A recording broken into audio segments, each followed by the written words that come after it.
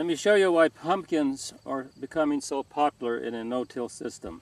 This is a young pumpkin that's been set maybe a week or 2 weeks, and notice that it's sitting on this mat of straw.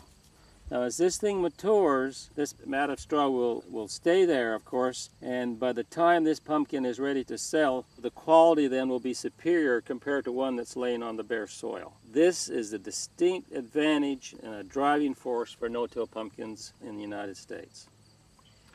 You always want to make sure you have a very good uniform, high-density planting of cover crops. Normally, I use rye or rye vetch. I was extremely busy, and so I didn't have a field prepared. This year, we produced oats and field peas. The amount of residue came to 3 tons per acre. Normally, I get up to 4 or 5 tons of rye or rye vetch.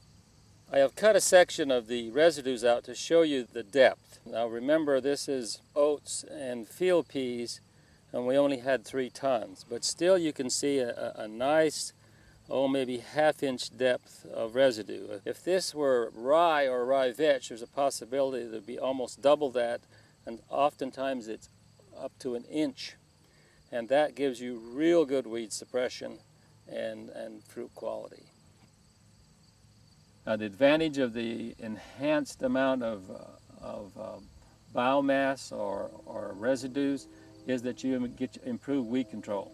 If you look in this field here, you'll see the understory does have a few weeds, but because of the quick canopy closure of the pumpkin, we'll still get excellent weed control, and all of the weeds that emerge later they won't reduce yields.